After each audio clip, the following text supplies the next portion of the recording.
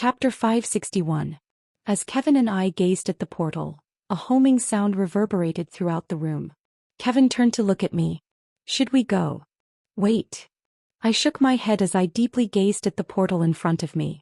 Let's just wait a little bit. There was something about the situation that did not sit well with me at the moment. After covering my mouth with my hand and slipping into deep thought, I turned my gaze to Kevin. Are you noticing anything strange with the system? Nope. Kevin replied as he gazed at the air in front of him. The frown on my face deepened. Am I overthinking things? Perhaps I was, but considering what Kevin told me before, I thought there was something amiss. If Jezebeth is truly responsible for Kevin's system malfunctioning, might he be waiting for something?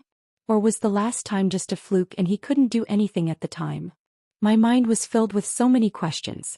Unfortunately, in light of the limited amount of information I had at the moment, I was unable to discern the truth. Ugh, this is frustrating. I muttered to myself while ruffling my hair into a mess. This sucks. I was really frustrated by the idea of not knowing what was happening. Besides that, I also felt a little apprehensive about the whole trip. Kevin's whole speech about the system not working had raised alarm bells inside my mind. So, Kevin's voice echoed from beside me. Patting Jin's back, I turned to look at him before gazing at the portal again. Observing the portal once more, I once again inquired. Are you sure that there is nothing wrong with the system? Doesn't look like it. Kevin shook his head in response. All right. In the end, I relented after a few seconds of observation and seeing that he was being completely honest. It might seem overly cautious of me, but we should both take some precautions just in case something goes wrong. As in we should wear this. Taking out a couple of small devices from my dimensional space, I passed one to Kevin. It was a small black pin. One with golden engravings in it. As he stared at the same device, Kevin wondered. What's this? Looking at Kevin, I placed the device on the right side of my shirt and did the same for Jean, who was passed out on my shoulder like a sack of potatoes. Once I was done putting on the device, my face twisted slightly. It's a one-time use rank artifact. The latest understudies are on website. Huh. Surprise flashed across Kevin's face as he looked at me. His face changed once more as he lowered his head to look at the device. Where did you get this? I bought it. I replied while trying my best to stop myself from making a weird face. Where else do you think I can find 3 rank artifacts like these? Dunno, a dungeon? As if I have time for that. The device that I gave Kevin and Jean was in rank one-time use defensive artifact. In line with its name, it would stop working after a single activation. Nevertheless, just because it was a one-time use device didn't mean that it was bad. After all, with it, I doubted even in rank could one-shot me with it. As a whole, I spent most of my magic card money on them. At the moment, my bank account was almost empty and my heart bled at the thought. Regardless, I didn't regret it. Especially after hearing about the problem with the system. Better safe than sorry. Wear it for now. In case nothing happens on the trip, you can give it back to me. All right. Kevin slowly nodded his head before leaving the device on his shirt. Inhaling deeply, he turned to look at me before taking a step toward the portal. Then I will go first. Good luck. Thanks. From behind, I carefully observed him with squinted eyes. It wasn't my intention to enter the portal just yet. I wanted to wait and see if anything happened to Kevin first before anything else. All right. Without further ado, Kevin took a step into the portal and the mana in the air danced wildly. Observing him throughout the entire time, and seeing half of his body slowly entered the portal, I was pleasantly surprised to see his body disappear without any trouble. Good. I secretly sighed in relief when I saw this. The same could be said for Kevin, who waved his hand in my direction. Looks like everything is good. I'll be going first. I'll meet you on the other side. Sure. I nodded as Kevin's figure disappeared into the portal. As he left, a gentle homing sound echoed throughout the room. Whew. After taking a deep breath, I carefully studied the portal in front of me for a few more seconds. As soon as I confirmed that there was nothing wrong with it, I decided to move forward. It looks like the coast is clear. Glancing at Jim, who was slumped on my shoulders, I took a step forward and entered the portal. Here goes nothing, huh? With his hand extended in a certain direction, Jezebeth slowly opened his eyes. It's time. The latest understudies are on website. Locking onto the energy in the distance, Jezebeth slowly clenched his fist. Immediately after clenching his fist, he felt the portal in the distance begin to destabilize. A powerful hue sprung out from his body as the space around him shattered completely and his hair blew back. As if I'm going to let such an opportunity slip. Following the 5 extended threads that were connecting with the Akashic laws, even more power sprung out of Jezebeth's body as his face started to twist and his armor started to crack. Crack. Immediately after his actions, Jezebeth outstretched his arms before joining them together. Clenching his teeth tightly, he glared toward the distance. Since you can teleport back to Earth thanks to the links you created, how about bringing them with you? As he uttered those words, the space around him collapsed and waves of energy spread from his hands. Seconds later, the waves joined up together before shooting toward the Earth. As the waves reached Earth, they slowly reached out for the 5 connecting points and everything around Jezebeth calmed down. Cage. Letting out a short groan, Jezebeth's knees buckled as he stared toward the distant Earth. Jezebeth touched his cheeks as he felt a moist sensation. A look at his finger revealed that it had become bloody. Paying no mind to it, he turned his focus back on Earth and a satisfied smile soon spread across his face. This will do for now. Puff. While Leopold held on to a large cigar, a wave of smoke diffused in the air. With both feet on the tea table in front of him, he turned to look at Small Snake. Hey Small Snake, what exactly is Ren planning on doing? No idea. Lifting his glasses up, Small Snake placed a piece of paper on top of a large stack. A slight twitch appeared on his face as he lifted his glasses up. As a result of all the time he spent working, Small Snake now wore glasses and he wasn't used to them yet. It's likely he's doing something crazy again. Just ignore him. You'll find your mental health will improve when you realize this. I see. Puff. Leopold took another puff of the cigar. Can you stop? Waving her hand over her nose, Ava glared in Leopold's direction as she entered the room.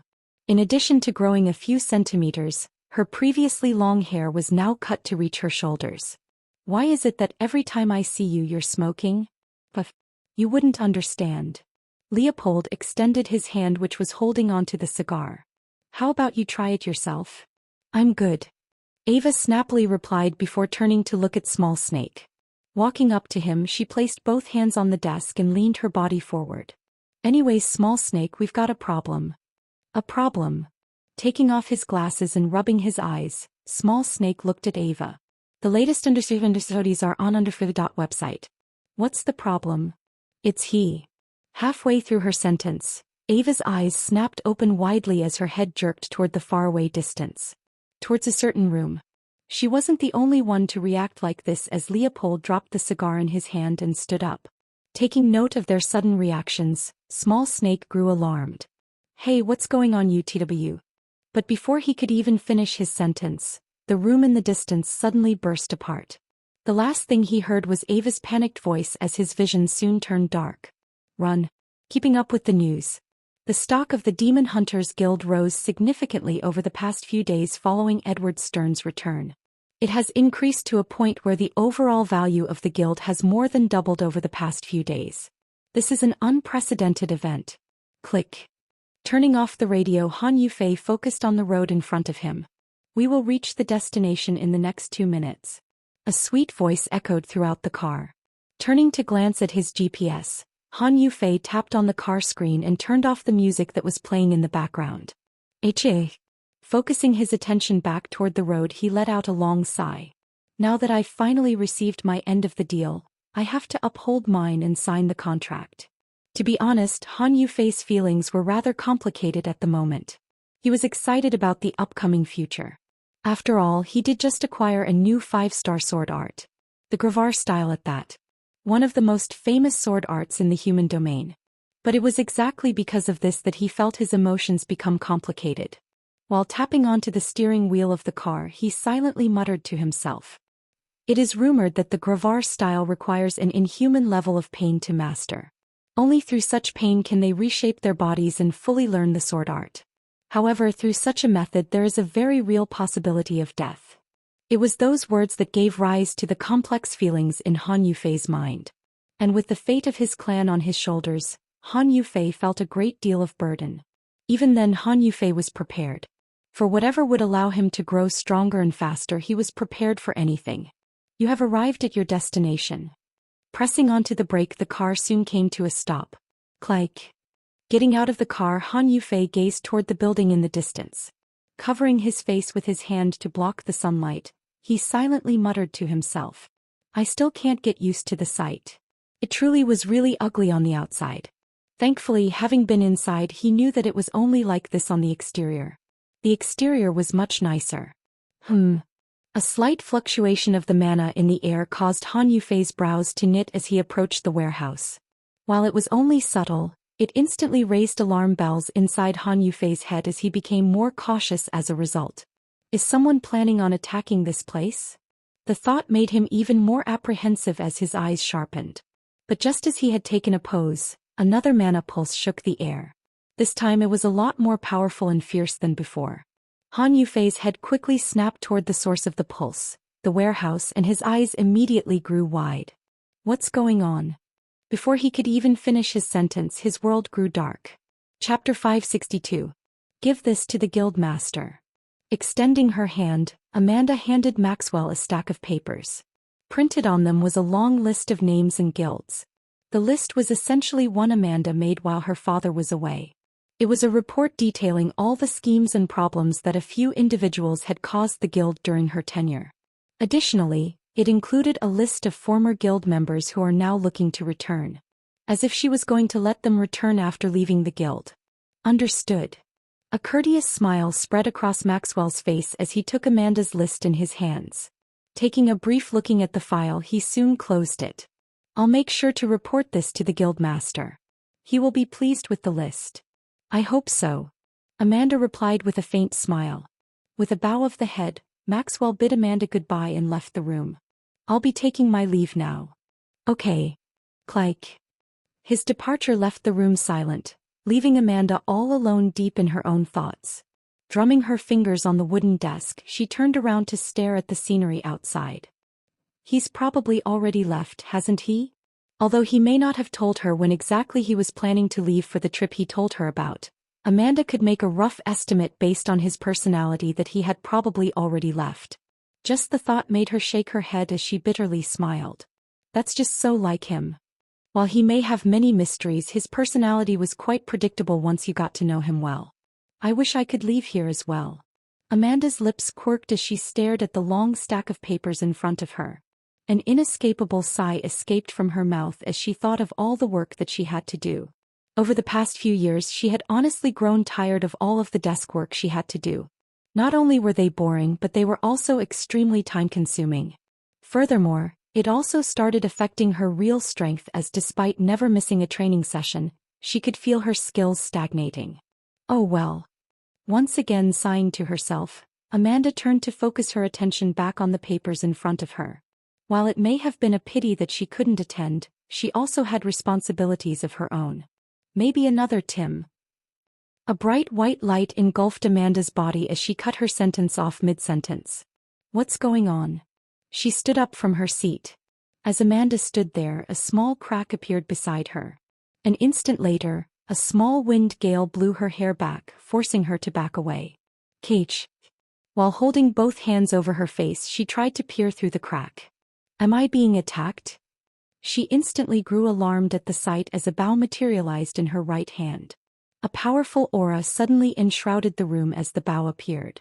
It was none other than the rank bow that Ren had given her. Additionally, she attempted to press the emergency button to warn the other guild members of the attack. In the midst of doing this, Amanda felt her body lean forward as she felt a powerful suction force appear from the crack in front of her. Her face twisted with horror. Ugh. While clenching her teeth, Amanda looked right and left to see if she could find any support. Unfortunately, there wasn't, as the suction force intensified with each passing second, forcing her toward the crack. And before she knew it, Amanda's body was suddenly tossed into the crack after she could no longer hold herself still. It all happened so fast that she didn't even have the time to scream. Bang bang bang. In response to her disappearance into the crack, all the items in the air fell to the ground, bringing the office to a state of silence. At the same time, 5 mg of acetlix should be enough. Squeezing the top of a pipette, Melissa carefully observed the transparent liquid that was dropping onto a small test tube in front of her. She was in a state of extreme concentration as she tried to moderate the liquid that was dripping down the pipette.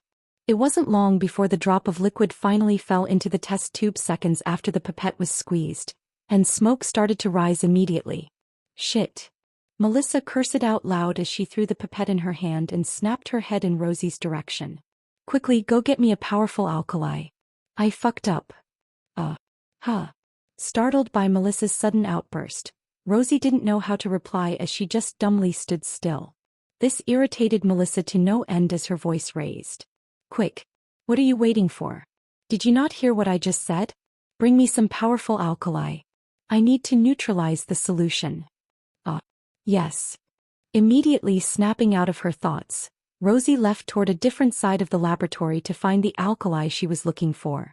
In the meantime, Melissa returned her attention to the test tube, which was now engulfed by weird purple flames. Just great. She muttered in a dissatisfied tone. Another failure. Her most recent project was developing a method to control wild animals. She had received a little something from Ren not too long ago, and she clearly wanted to put it to the test. After all, whenever he gave her a theory, he oftentimes proved to be right. Sort of. At least wise. Most of the time it was just her filling in the blanks. In fact, just the thought irritated Melissa to no end. Why does he always give me these incomplete details? You really dislike making my life easier, don't you? Glaring at a set of papers beside her, Melissa pulled her glasses up and sighed. I really can't deal with him. If there was one person she couldn't handle, it was Ren. And that irritated her to no end. Extending her hand for the papers, Melissa's hand suddenly paused. Sensing something, her head snapped toward her right. What teach? Before she could comprehend what was happening, her body vanished out of thin air. It all happened so fast that within a quick second she was gone. For the next couple of seconds, a deep silence enveloped the lab. The silence was soon broken by Rosie's voice as she rushed towards where she used to sit. I've got the alkaline that you've requested. Rosie was disappointed to find Melissa gone just after she had entered the room. In a confused expression, she gazed around after lowering her hand that was holding onto a jug filled with the alkaline solution. Don't tell me that she's already left? Placing the jug on the table next to her, Rosie was left in dismay. I'm not even surprised at this point. Hyuk. Hayak. On a rocky terrain covered in red rocks and sand, two lizard-like creatures with sharp spikes protruding from their back were half the height of a human, walked on two legs and reptile-like eyes, carefully scanned the surroundings. They seemed to be looking for something. Hyuk. Hayak. Communicating with one another, one of the creatures pointed toward a large rock in the distance. Following his comrade's line of sight, the other creature cautiously headed toward where the rock was. When the creature reached the rock, its spikes sharpened as a dark green liquid began to fall from its body. A hissing sound echoed in the air as the liquid touched the ground, forming a small and bottomless hole on the ground. It was clear that it was some sort of extremely potent poisonous substance. In an attempt to take a peek, the creature moved toward the right side of the rock, but shing! A sharp silver blade swept through the air, cutting the creature's neck off as the creature turned to look behind the rock. It all happened so fast that the creature was unable to react to the sudden, unexpected situation. Thump. With a low thump, the creature's body fell to the ground, lifeless. Catching sight of what had happened in the distance, the other creature grew enraged and stuck its tongue out, letting out a shrill cry. Heek. A young female with long auburn-colored hair emerged from the other side of the rock. Apathetically glancing at the creature in the distance, she held onto a short sword in her right hand. Using her pinky to pick her ear, she muttered before tossing her short sword in the air. Noisy. After tossing the short sword in the air, she twisted the heel of her foot and kicked the short sword with the sole of the foot. Bang. Heek. Accompanied by a muffled sound, the short sword shot in the direction of the creature, impaling it right in its chest area, sending it crashing into the distance. Whom. Yawning out loud, Emma glanced at the creature and muttered to herself. Who would have thought that I would be able to deal with them so easily? Recalling the time when she used to struggle to handle such creatures, Emma felt a bit of shame. In her defense, the creatures were both rank. Back then she was only around rank Had she not spent over half a year in her family dungeon to accumulate experience, she would have never been able to defeat them. This should be the last one. When Emma approached the creature and picked up her short sword from its body, the world around her began to distort. She sighed in relief when she saw this. I guess it's time for me. Currently, she was inside her personal VR machine, not a dungeon. After just coming out of the dungeon a couple of days ago, she wanted to try out a virtual simulated scenario. Staring at the time, 38 hours 29 minutes and 58 seconds, it was fair to say that she had improved a lot. Her excitement was suddenly interrupted by something unexpected. Amanda raised her head. Exactly at the same time the world around her started distorting, she noticed cracks starting to form in the air around her. What's going on? Alarm bells instantly rang inside of Emma's face as she looked around her. What is hap? But before she could even finish her sentence, she suddenly felt a suction force envelope her body, and her consciousness slipped. Chapter 563. Over the expanse of a large grassland, a crack began to form in the very air, causing the grass beneath to bend down prostrately. After a short while, the air tore apart and a large black portal appeared from thin air, spewing out the outline of a figure. Ugh! Upon impact with the ground, Kevin's body slid against the grass, tearing it to shreds. Stumbling over repeatedly, he soon came to a stop. Pooey! Laying down with his back facing the sky, he spat the grass in his mouth and silently murmured to himself. That hurt. After massaging his head and blinking a couple of times, Kevin's mind instantly came back to reality. Is this Casaria? Taking a look around him, he found the scenery around him to be surprisingly normal. The sky was clear and there was one sun in the sky. The grass was as green as it was on Earth, and the air also felt as fresh as it did back on Earth. Looked no different from Earth. Furthermore, the gravity is also pretty much the same. While jumping in the air, Kevin was surprised to discover that the feeling was similar to that of when he jumped back on Earth. Simply put, the gravity here in Casaria was almost the same. It's better if it's like this. This was great news for him as it meant that his movements wouldn't be slowed down by gravity and he could fight in optimal conditions. Wiping his forehead, Kevin turned to look at the portal that was behind him. Currently, it was merely fluctuating and showing no signs of change. The situation clearly unnerved Kevin, who murmured inwardly. Is he coming or not? Waiting for the next couple of minutes, Kevin's brows knit tightly. What's taking him so long? Approaching the portal, Kevin's frown tightened. Taking a moment to pause in front of the portal, Kevin decided to wait for a bit longer. Did Jean perhaps wake up and is Rin now busy trying to knock him out? So it would make sense. But did something really happen? After 10 more minutes went by without Rin and Jean showing up, Kevin became increasingly concerned. To make matters worse, the portal suddenly started to twist and distort. When Kevin saw this, he began to really worry. Hold on, what exactly is happening right now? The alarm on his face grew as he tapped in the air and muttered. System.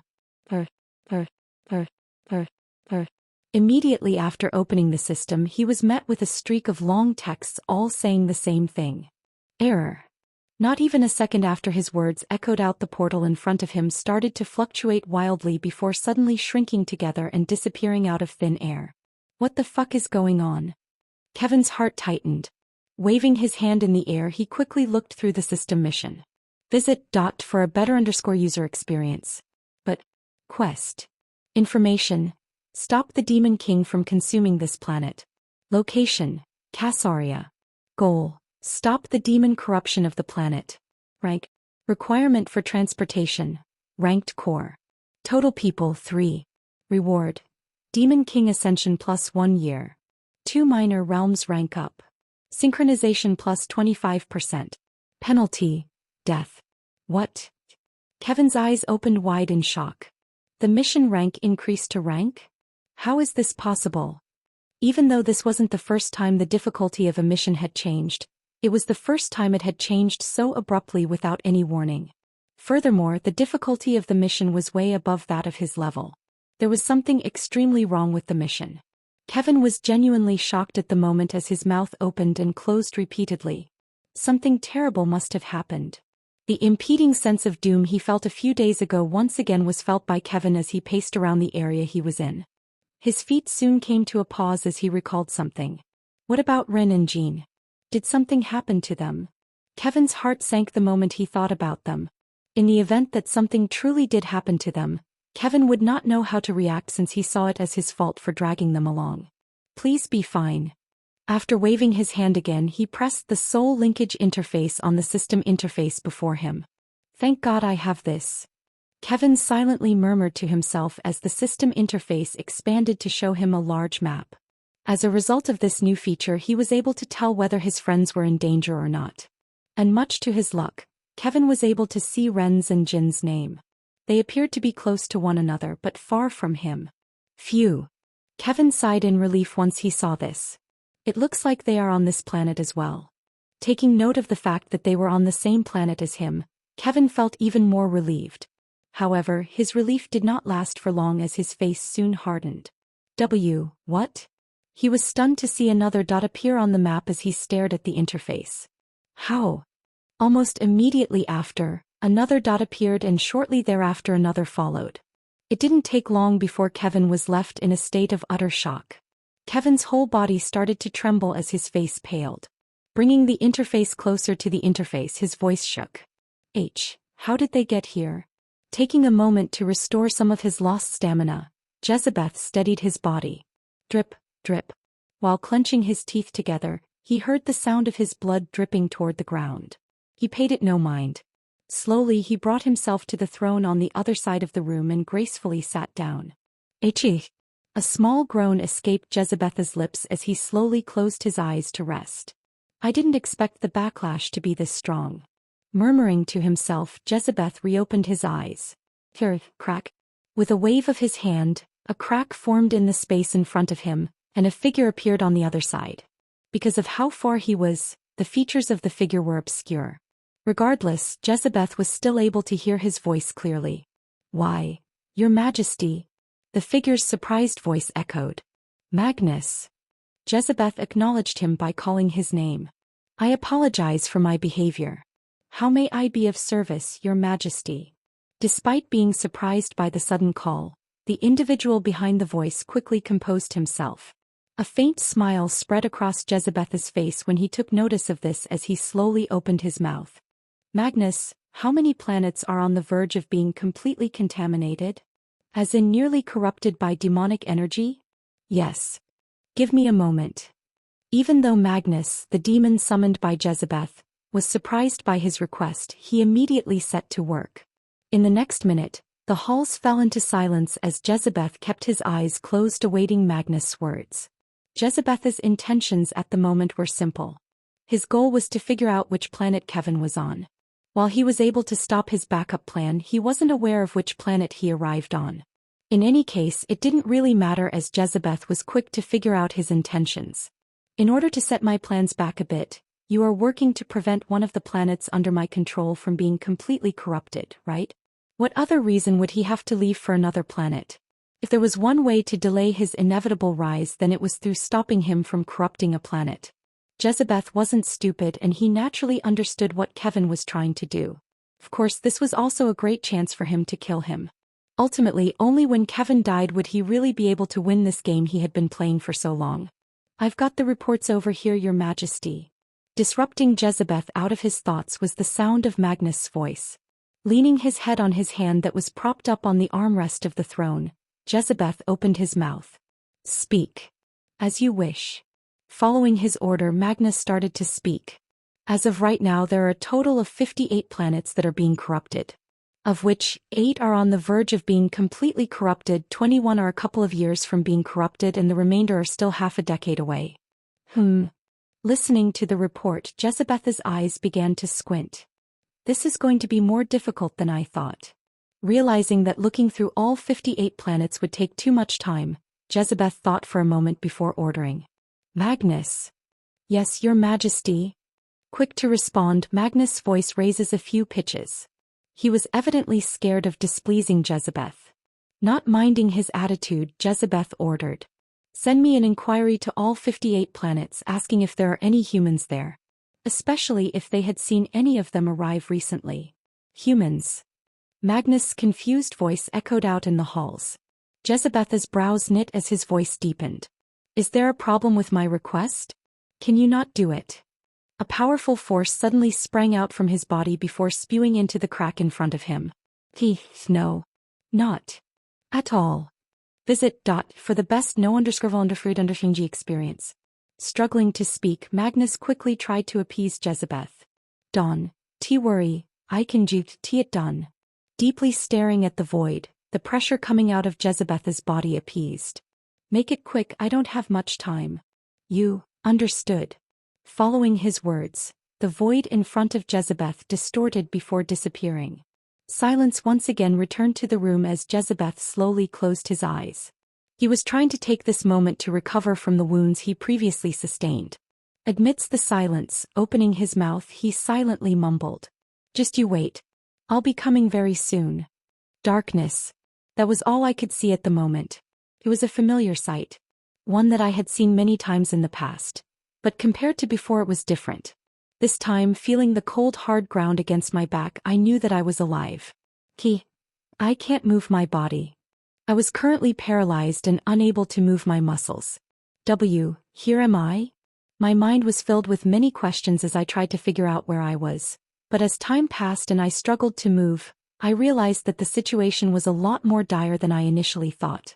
This was especially so after I realized that my mana was sealed. Shit. My heart started to beat faster as my survival instincts started to kick in. Drop. Drip. At the moment, all I could hear was the repetitive sound of water dripping from the side of where I was laying. Was I inside a room? I couldn't tell as all I could see at the moment was a pitch-black darkness.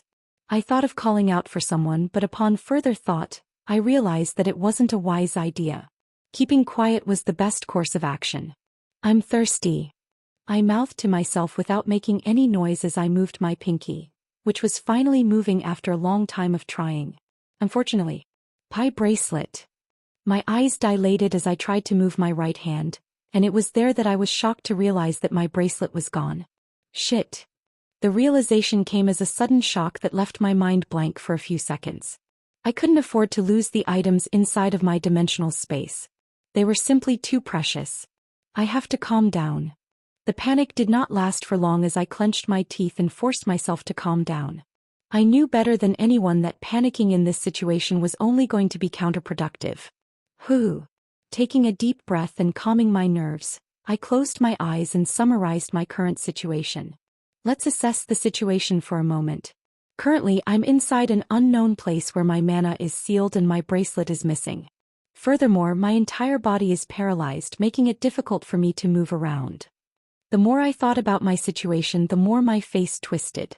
I was in a really crappy situation, wasn't I? As I stared blankly into the darkness, I was quick to come to a decision. My priority right now should be to finally get my body to move. It would be impossible for me to figure out what was going on without a functioning body.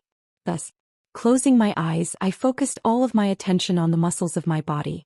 I guess it's time to practice my new martial art. Chapter 564. How long has it been? I wondered to myself as I dully stared upwards. By now, all I could see within my vision was empty darkness. Nevertheless, I continued to keep my focus on my body. As long as I could move my body. The body strengthening method requires me to suffer quite a bit in order to practice it, and at the moment it is of no use to me. However, the very first part of the exercise does not require me to do anything of the sort, since all I need to do is feel my muscles in order to feel the nerve connections to my body which might actually be able to solve my paralyzing problem. Focusing my attention on the muscles of my body, I shut my eyes and thought about the martial manual Han Yufei had given me. With the aid of the chip inside of my head, I was able to somewhat recall most of the most important points of the first technique, body hardening. This is my only hope. There was only one goal I had at the moment, and that was to move my body again. Only that way could I figure out what was actually happening to me. Now that I think about it, what exactly happened? My memories were hazy since all I could recall at the moment was seeing the portal swallow me up with Jean. Everything was sort of a blur as, after that, I had no recollections of anything. Actually, thinking about it, there was indeed something else. I do faintly remember having my body carried somewhere. Did I perhaps pass out during the incident and got taken prisoner by the demons? Suddenly, different scenarios began to appear in my mind as my heart slowly sank. If that's truly the case, it makes sense as to why I'm here and my mana is sealed. Not only that, but to have also taken my dimensional space. The situation was a lot more precarious than I had originally thought. What happened to Jean?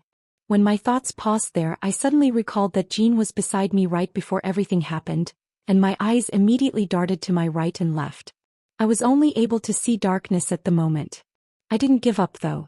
As I closed my eyes, I tried to focus on my hearing to see if there was anyone else nearby. If I can hear his breathing. Drip, drip. After a few minutes, I realized I was all alone inside of this space, as the only sound I could hear was the sound of the liquid dripping from the side of the room. Its rhythmical drops messed up my concentration several times as my face contorted. Struggling to hear for the next minute, I eventually gave up. Fuck, just what in the world is happening? I became frustrated once again as I stopped whatever I was doing and concentrated on practicing the art Han Yufei had taught me. An impending sense of danger washed over me. Ugh. Jin's mind was currently in a haze at the moment, as he could hardly think straight. While his stomach churned, his head throbbed. The latest episodes are on website. Where am I? His groggy and tired voice echoed out. Opening his eyes, all that he saw within his vision was darkness. A darkness which he was able to quickly adjust himself to, as he had long been accustomed to such darkness, no thanks to his strict training. It was then that found that he was unable to move his body. With wide open eyes, his mind immediately became alert.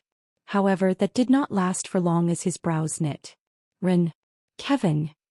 He shouted at the top of his lungs as he clenched his teeth tightly. Jean felt boiling rage rise from within him as he remembered the events leading up to his awakening. Those bastards fucking drugged me, didn't they? What did you guys do to me? Let me go this instant before I get mad.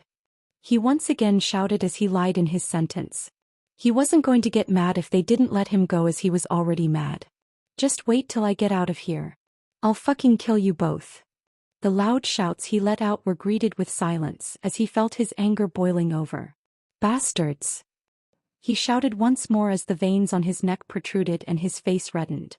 He could even feel some of his spit land on his face as he spat out those words. But even then he was met with no response, forcing Jean to calm down and stare at the darkness before him. Blinking his eyes a couple of times, he took heavy breaths. Itching, Just you wait, you fuckers. Jean inwardly cursed as he finally calmed down and observed the area he was in. Suddenly, Jean realized he was lying inside of what appeared to be a small rocky room that was covered in some sort of strange moss. By the corner, there was a small section where water dripped down. Drip, drip. The rhythmical dropping sound of the water falling brought calmness to his mind.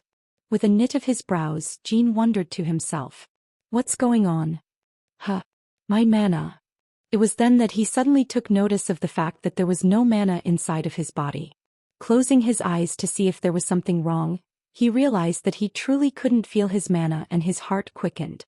Further adding to that, he couldn't feel his dimensional ring on any of his fingers. Alarm bells instantly rang inside of his mind. The latest episodes are on website. This seemed a little bit too strange for a prank that Kevin and Rin would pull. Maybe not for Rin, but knowing Kevin well, Jean knew that something was up with the situation. He would never go as far as this. It soon finally dawned on him that this perhaps have not been a prank. Thus, closing his eyes, he stopped speaking and focused all of his attention on his body. Whether this is a prank or not, the first thing I need to do is make my regain the senses of my body. I can feel something. Feeling a small electric current flow through my body, my eyes lit up. When I closed my eyes, I repeated the same thing and I felt my arm reconnect with me. It wasn't long before I could finally fully feel my senses grow back as I slowly raised my hand in the air. I rejoiced inside of my mind as I waved my hand in front of me and felt the air on my face. It's working. I can't finally move my arm. A relieved smile spread across my face as I took notice of this fact. Thank God. I quietly murmured to myself. In the end, it took me a total of 4 hours to get my arm moving again, but instead of being annoyed by the thought, I was happy as I closed my eyes once again and repeated the same process for my other arm as well. Hope rekindled inside of my mind as I focused all of my attention on the muscles of my body. As long as there was progress. Ugh. But the process was anything but easy, as a weird tingling sensation circulated around my body, creating a wave of discomfort. There wasn't anything painful about it, but I felt as though 1,000 feathers were tingling all over my body, trying to disrupt my concentration. This sucks. I thought to myself as I fell in and out of concentration several times. On a good note, my eyes were slowly adjusting to the darkness around me, enabling me to get a rough idea of where I was. It appears that I am in a small room. The size shouldn't be too big considering the sound coming from the water dripping from the side. Even then, in the midst of my thoughts, I heard an unexpected rustic metallic sound coming from above. Clank. Uck. Falling to the ground, I felt a weird mucus-like substance fall all over my body, startling me. What's this? As I smelled the substance, my face contorted and my head recoiled. It smells like rotten eggs. My stomach churned at the smell and I almost felt myself throwing up at the moment. But the latest understudies are on underfood.website. Clenching my teeth, I stopped breathing through my nose and continued to focus my attention on my body. Something told me that the substance was supposed to be my food. I really hope it wasn't. What is happening? Flustered, Kevin continued to stare at the interface in front of him as his attention was currently drawn to the dots on the map. The shock Kevin was experiencing was palpable as he covered his mouth with his hand, unable to utter a single word. He just couldn't understand how everything had turned out to be this way. How is it possible for everyone to be here? He really couldn't understand it. Unless he directly opened up a portal for them, it was practically impossible for them to be here. There was definitely something weird about the situation. However, Kevin wasn't one to remain flustered for long as he soon calmed down. Taking a deep breath, he analyzed the map in front of him. If I want to, I can teleport to anyone right now. Given that his skill enabled him to teleport to anyone he wanted, Kevin was tempted to just teleport his way toward where Ren and Jean were. However, he soon shook his head. The two of them don't seem to be in any danger at the moment as their vitals seem to be okay.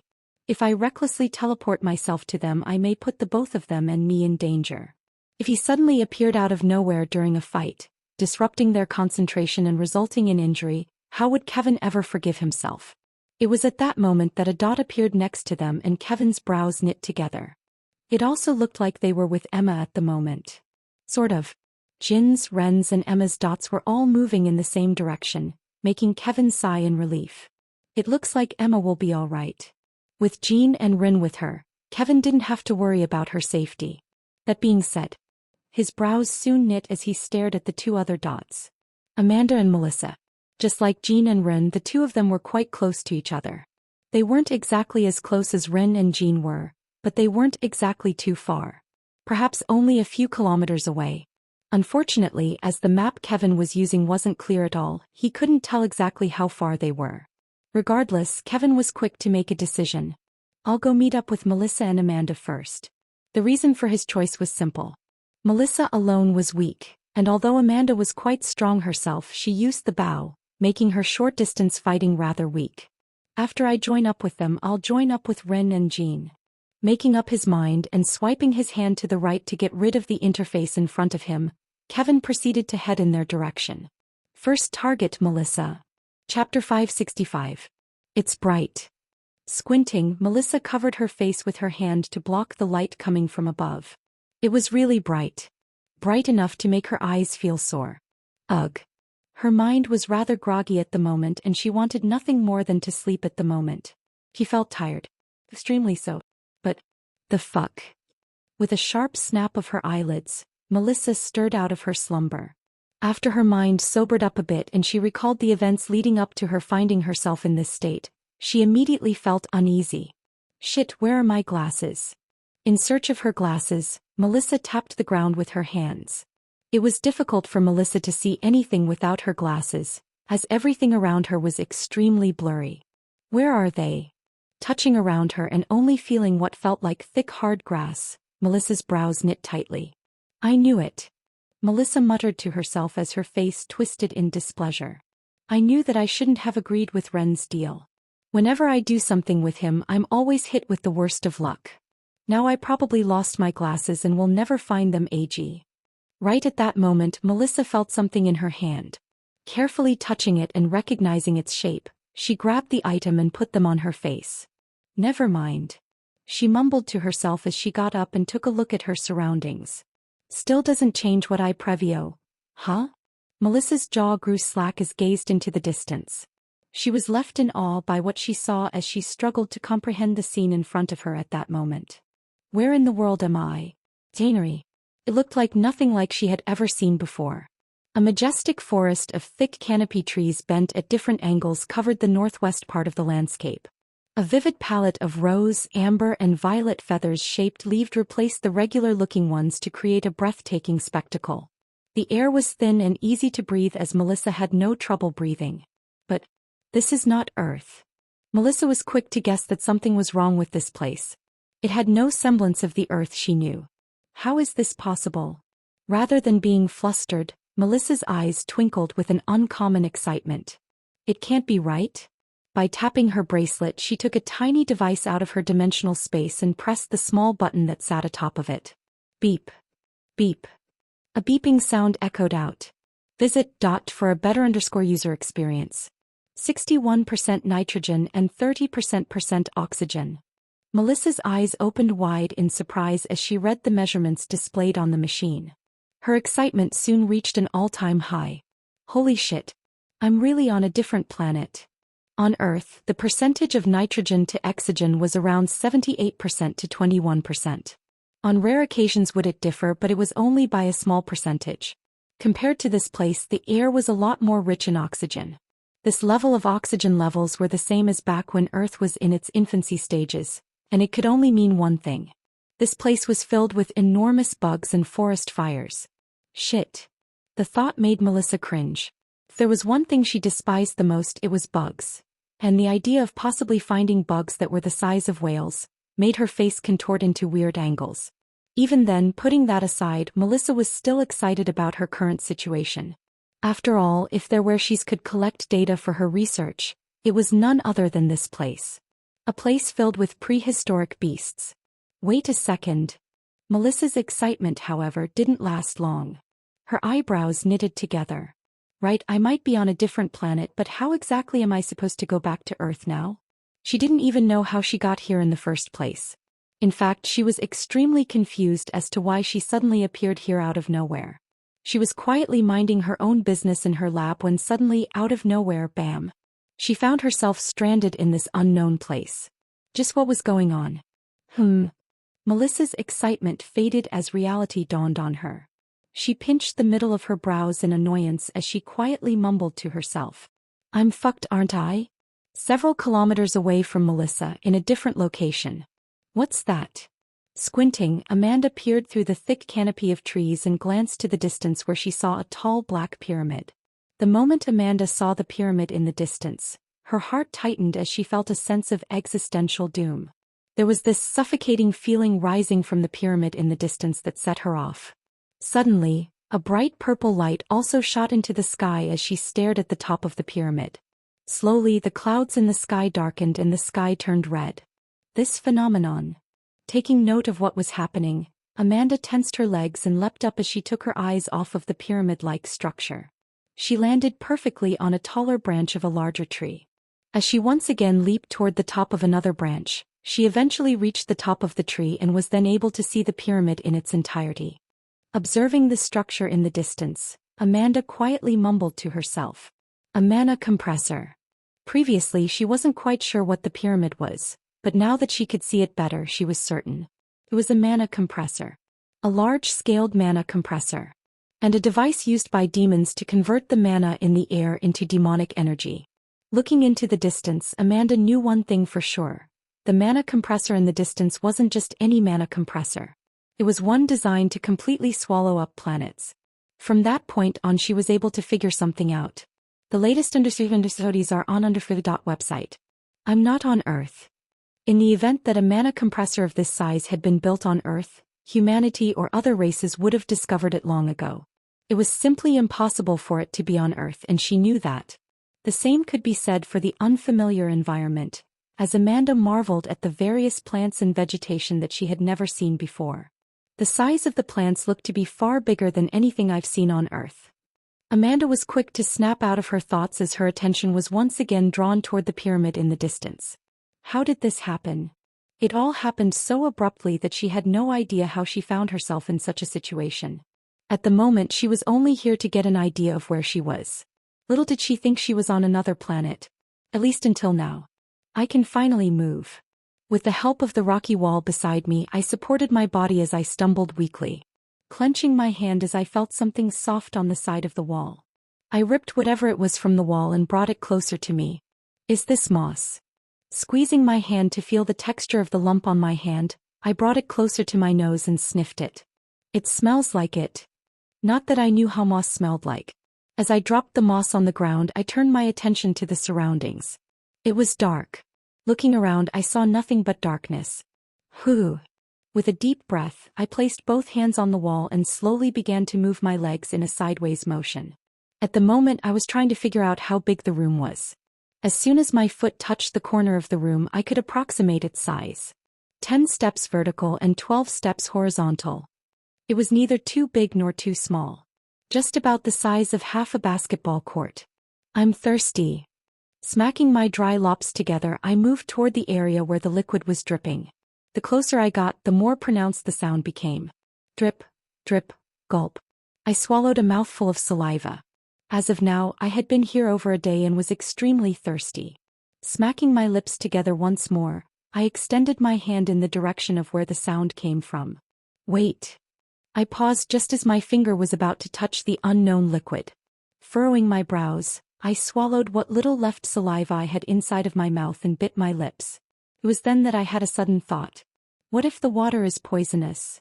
Visit for the best no_underfruit_ng experience. For me to recklessly drink the water coming out from the side of the walls of a room that I had no idea about. Yeah, that would be really stupid and reckless of me. I knew I had no choice but to hold back despite the temptation. Right now, the only thing I could do was try to find a way out of this dark room, whose purpose I knew nothing about. Given that my visibility was unavailable, my choices were rather limits. Regardless, I was quick to come up with a plan. It's definitely risky, but it might just work. Kate. Clenching my teeth tightly and taking a deep breath, I suddenly punched the wall with all my might. Bang. After punching the wall, I began to experience a terrifying pain emanating from my knuckles as tears started to form on the corner of my eyes. Fuck. I shouted inside of my mind as I closed my eyes and took a series of deep repeated short breaths. Hoo, hew, hoo, hoo, hew. This weird breathing method continued for a couple of seconds before my eyes snapped open and I repeated the process again. Bang. Kayak. Upon punching the wall a second time, I heard a subtle cracking sound. In the most likely scenario, I had broken my knuckles. Even then, without any regard to the pain, I proceeded to once again punch the walls. Bang. Ugh. I screamed in pain as my lips began to bleed. While it may appear that I have gone completely insane from the outside, I was currently practicing the body hardening technique. Only through repeated pain could one shape their body to be made out of iron. Realizing just how painful it was for one to practice the art, I also realized something else. It was that the art was essentially the Gravar style but a milder version of it. What a perfect fit for Han Yufei. I thought to myself as I thought of him. For him to have reached that level of mastery in this martial manual, without a doubt he was an extreme masochist. Unfortunately, I sort of was one too as I once again punched the wall with all my strength. Bang. Fuck. Cursing once again, I grit my teeth and opened up my fist. The pain inside of my body doubled and I almost screamed out in pain. Drip. Drip. Hearing the sound of my blood spilling on the ground, I bitterly smiled. At this rate, I might actually lose too much blood. It was already bad enough that I was dehydrated, but now that I was also losing blood, I knew that time was running out for me. But I have no choice. At the moment, this was the only method I could use for me in order to escape this place. Bang.